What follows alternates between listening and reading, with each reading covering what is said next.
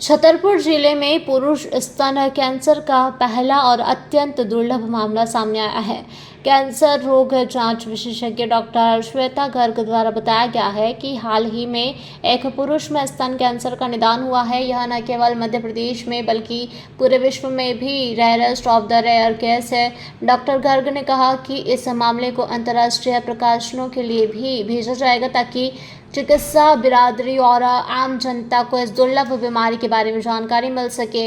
वहीं डॉक्टर गर्ग ने इस बात पर जोर दिया कि विश्व स्तर पर लगभग 1 लाख पुरुषों में से केवल एक पुरुष को स्तन कैंसर होने की संभावना होती है।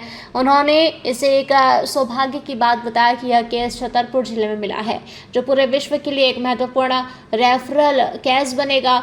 उन्होंने कैंसर के प्रति जागरूकता और समय पर जांच के महत्व पर भी प्रकाश डाला। इस मामले में मरीज को बाएं स्तन में एक गांठ थी। कैंसर की पहचान के लिए सबसे सरल और किफ़ायती प्राथमिक जांच fine needle aspiration cytology FNAC की गई। बता दें कि यह उच्च तकनीकी जांच है जिसे पैथोलॉजी विशेषज्ञ डॉक्टर द्वारा किया जाता है, जिसमें गांठ से कोशिकाओं को निकालने के लिए सुई का उपयोग किया जाता है। इस जांच से मरीज में स्तन कैंसर का पता चलता है। बता दें कि डॉक्टर गर्ग ने यह भी बताया कि कैंसर किसी भी उम्र में हो सकता है, युवाओं, मध्यम आयु के वर्ग, बुजुर्गों में भी।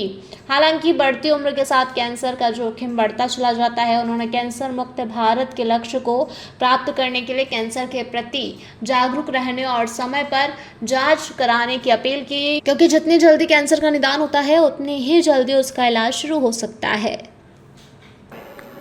मेरा नाम डॉक्टर श्वेता गर्ग है। मैं जिला अस्पताल छतरपुर में पैथोलॉजिस्ट हूँ और सेंट्रल पैथोलॉजी प्रभारी हूँ।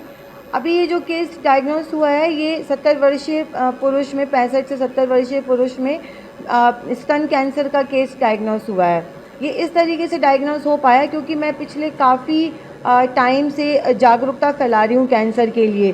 तो क्योंकि मैं गांव-गांव में, ग्रामीण क्षेत्रों में जाके शिविर लगाती हूँ, तो मैं वहाँ पे कैंसर की जानकारी वाले पर्चे बांटती हूँ। यहाँ हॉस्पिटल में भी बांटती हूँ, जितने भी मरीज़ जांच कराने आते हैं। तो उससे ये फ़ायदा हुआ कि लोगों के दिमाग में अब ये आने लगा कि हमको कहीं पे भी गांठ दिख रही है, हमको सूजन दिख रही है, तो तुरंत जाके हमें जाँच करानी, क्योंकि इसमें कैंसर हो सकता है।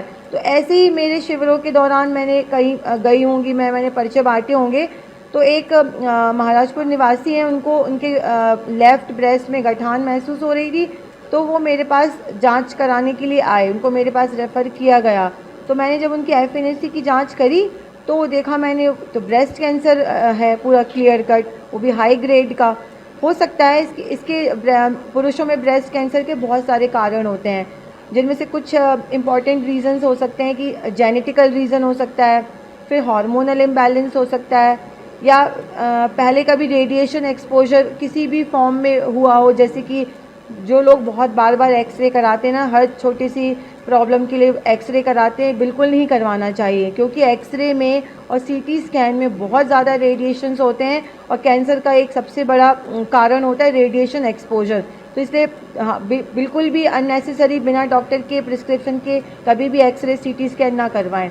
फिर कुछ दवाइयाँ जो लोग आजकल लेते हैं बिना डॉक्टर के प्रिस्क्रिप्शन के, उनसे भी ब्रेस्ट कैंसर हो सकता है, या बहुत ज़्यादा मोटापा या बहुत ज़्यादा मैलन्यूट्रिशन।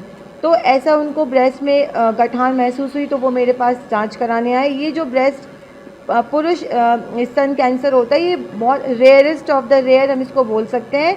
ये 1 लाख पुरुषों में एक को होने की संभावना होती है। और ऐसे ही जो केसेस होते हैं वो पूरे वर्ल्ड में, दुनिया में रेफरल केसेस बनते हैं। मतलब ये बुक्स में मैं इसको आगे इंटरनेशनल पब्लिकेशन के लिए भी दूंगी, ताकि जिससे लोगों में अवेयरनेस, हमारे जो मेडिकल स्टूडेंट्स हैं, मेडिकल फ्रेटर्निटी, उनको भी पता चले कि हाँ, रियल में पुरुषों में भी ब्रेस्ट कैंसर हो सकता है। और जो हमारे लोग हैं, जनता है, उनमें भी जागरूकता फैले कि हमें अपने शरीर के लिए, हेल्थ के लिए सजग रहना है। और कैंसर का सिर्फ एक ही बचाव है, अगर जितनी जल्दी हम समय पे जांच करवा लें, कैंसर के लिए जागरूक रहें, हम कैंसर से बच सकते हैं। छतरपुर से भरत यादव की रिपोर्ट।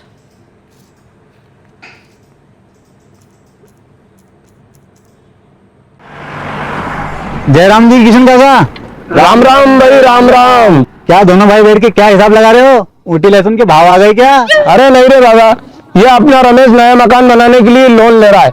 हिसाब किया तो पता चला कि लोन का पैसा तो ईंट और रेती नहीं पूरा हो जाएगा।